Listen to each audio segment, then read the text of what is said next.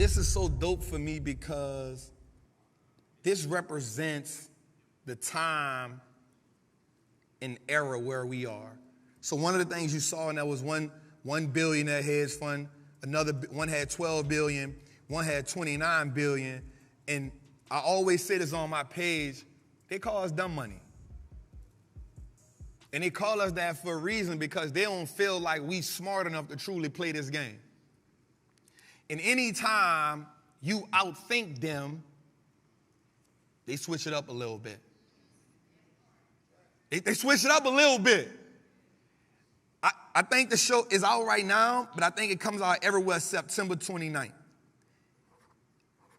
A lot of us were too young to watch The Big Short, so it made sense as we got older. I want us to go pay attention to this movie.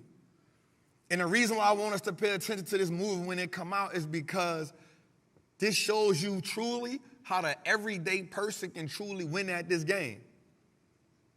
As a retail investor, I'm going to keep it real with you. As a retail investor, you got so much leverage in this game. But what I will say is it is dangerous, dangerous, dangerous to ride a wave. Because what I know for sure is Wall Street ain't going to lose for too long. They ain't going to be on the bad side for too long. So one of the things I tell us all the time is treat a gamble like a gamble, treat an investment like an investment. This movie gonna show you how some people, and I remember telling somebody this, I was like, listen, and I still feel for this lady. She was like, Trap, you don't know what you talking about? I put all my money in there. Now I got 3 children, and my $10,000 is not worth like $150,000. I was like, all right, take it out. Like, take 80% of it out. Just take 80% of it out and just leave the rest. She was like, you don't tell me what to do. You don't know what you talking about. You just mad because you ain't in it. I'm like, I ain't tripping. I'm going to be good regardless. I promise you, 2 days later. And I'm going to be real with y'all. I was lucky. I ain't going to lie. It was like a lucky guess. I can't even take credit for like knowing that I was that smart. I wasn't.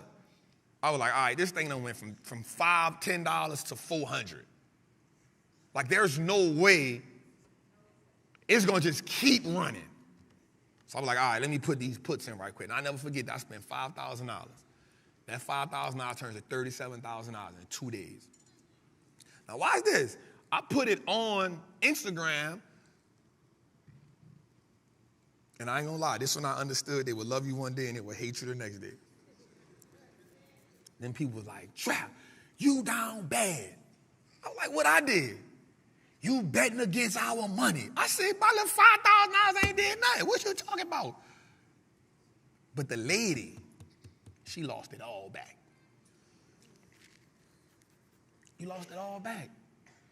And so I want us to truly take time to watch this movie, y'all, because I remember watching The Big Short, and the same thing happened to him.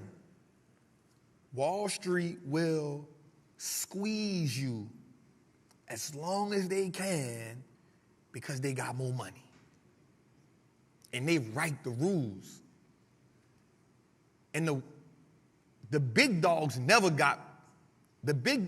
lose. The hedge funds that did lose money, they were little hedge funds.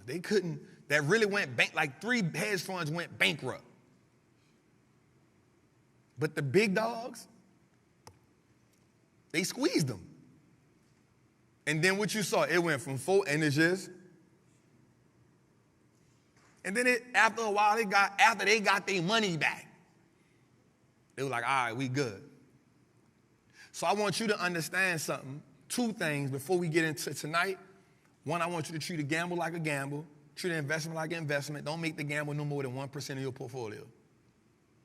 Because we all want to take a little risk sometime, right? I ain't mad at that. But don't go put everything you got in a gamble, because now if you need the gamble to hit. I'm from the streets, so don't ever go to the dice game with the rent money. Because if not, you homeless. And your girl gonna look at you real crazy. Go back out there. Go back out there and get it. Go back out there and get it. I don't care what you gotta do. Now you gotta do something stupid. Now you gotta go do something stupid. Cause you don't know how to tell her, baby, the dude done took it. I can't go get that back. So what I want us to understand that this game is truly a game that we can win. This game is truly a game that can change our life, but don't let them call us dumb money just because we playing a game that they, in the way that they want us to play, instead of us getting the right rules to play the game the same way that they play. Like, that's my thing. Like, I won't play, every time I play this game, I think about myself as a hedge fund, and because I think of myself like a hedge fund, I start moving like a hedge fund move instead of moving like dumb money. And I'm not saying dumb money to be disrespectful. I'm just saying if you act the way they want you to act, then you're going to fall into the category that they want you to fall in. So when you go watch this movie, I want you to see it and I want you to say, yep, I fall in this category right here. Boom, boom, boom. At some point, I got to be willing to say, I'm good. The problem with us is when the market start going up, we don't never think it's going to go down. We think it's going to go up forever.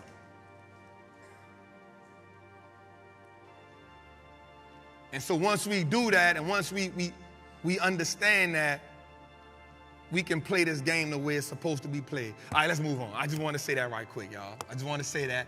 I just want to give y'all that. Let's go on, Dave.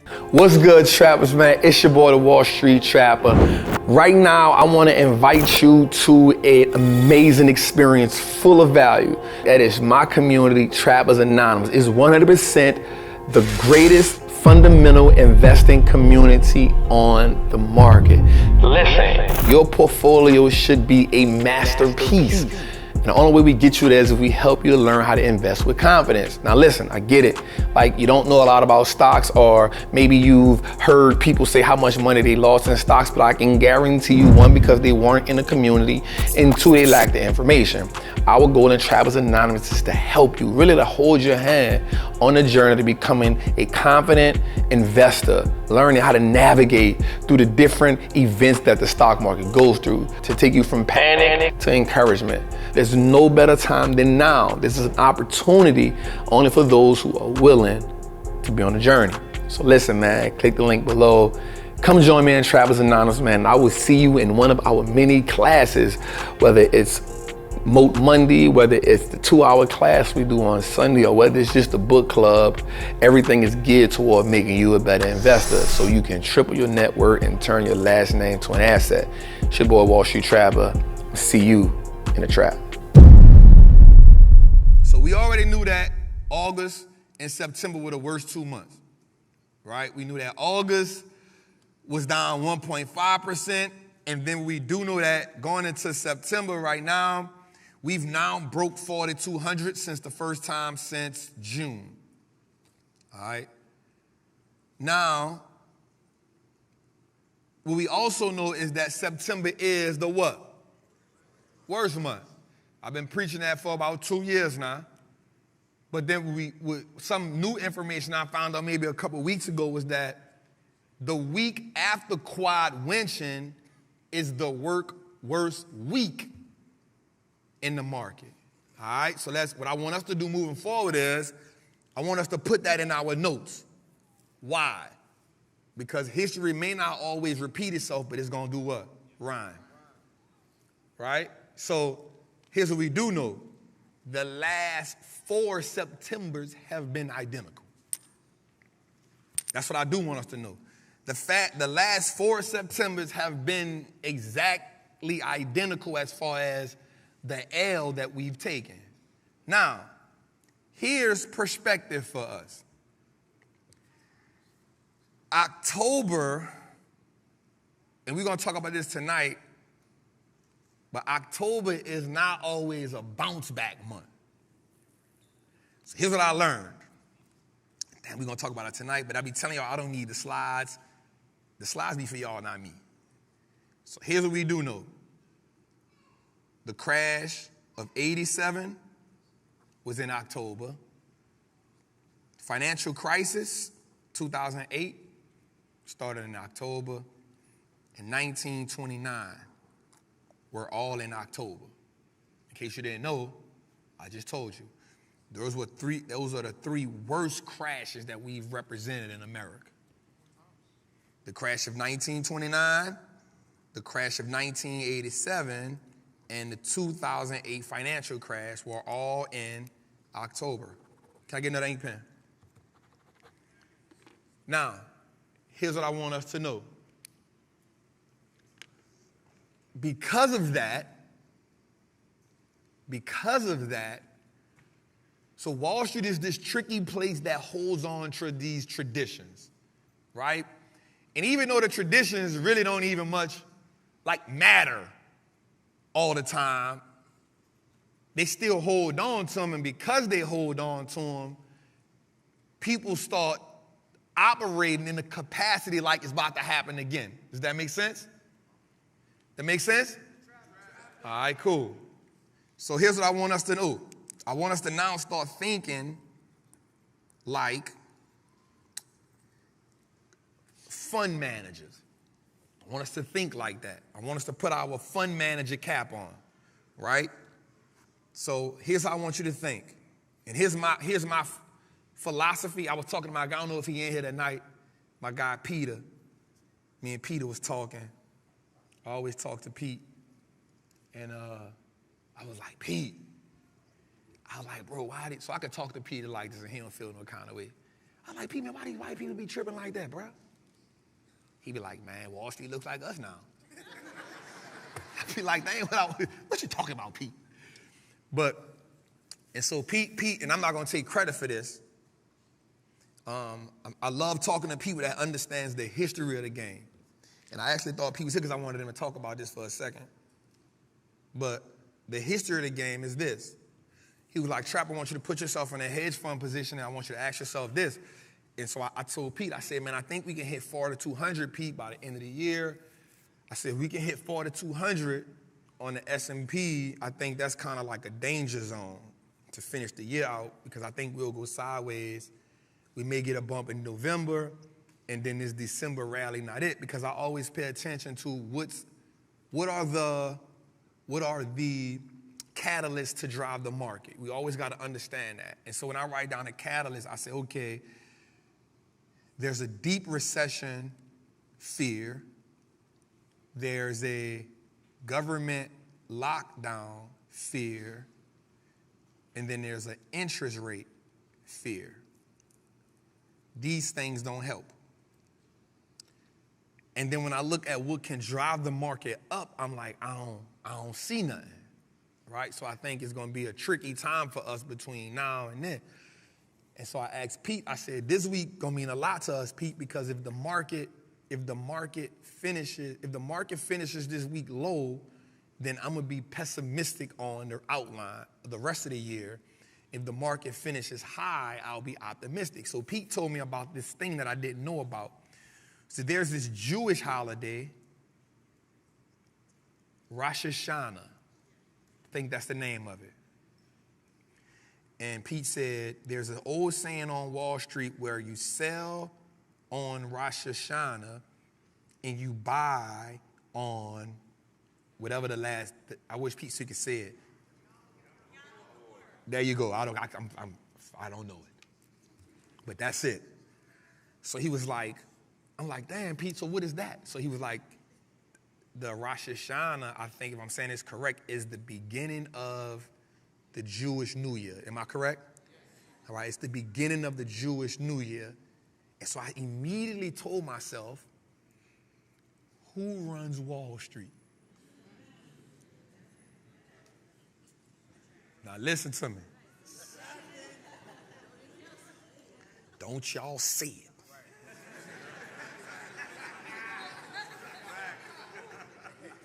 I ain't gonna say it, but we gonna do the.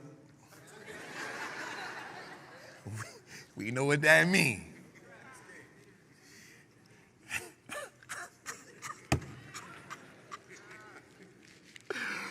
So in my mind, I'm like, oh, that makes sense, right? And so So in my mind, I'm looking at the last 2 days, and I'm like, and I went in my Patreon group, shout out to Patreon group. You dig? You feel me? You feel me? And I went to the Patreon group and I was like, y'all, check this out. Here's my blueprint for the year. I said, but I'm gonna watch this week real close, y'all. And I said, if this week goes down, I'm gonna probably be pessimistic for the rest of the year. But if it goes up this week, I'm gonna be a little optimistic. So 2 days in, Monday was kind of till the end of the day, and then today it was just like, nope, get somebody else to do it. So what I want us to understand is this. There's two things I want us to understand right here. One, you always got to play the game from two perspectives. If you're where my long-term investors at? Raise your hand.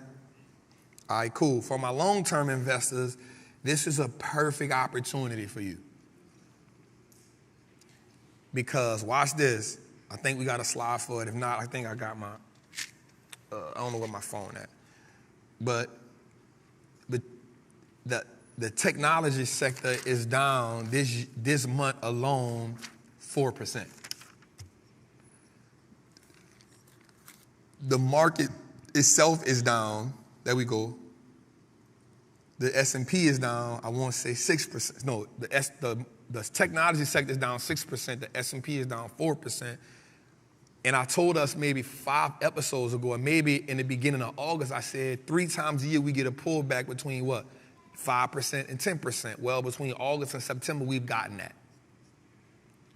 So it's on you to have your watch list in play. And if your watch list is in play, instead of you having to scramble, you know exactly where you're going at. Like, I want us to be strategic shoppers during this season. Y'all with me? For all my options people, where my options people at? Where my traders at? Where my options people at? All right, cool. I love y'all. Any L's that you took, I don't want you to let those L's discourage you. Right? I know it's hard, but this is the time where I want you to sit back and understand what's your game plan. Now, don't get caught up in the people saying it's put season, it's put season, it's put season, it's put season, it's put season. Yes, you can make money in puts, but I want you to understand the same way the market falling down is the same way the market can spike, because they're finding pockets. Listen to me well. They're going to find pockets where the market spike. And so during this season, you need to understand what's your position. We trapping?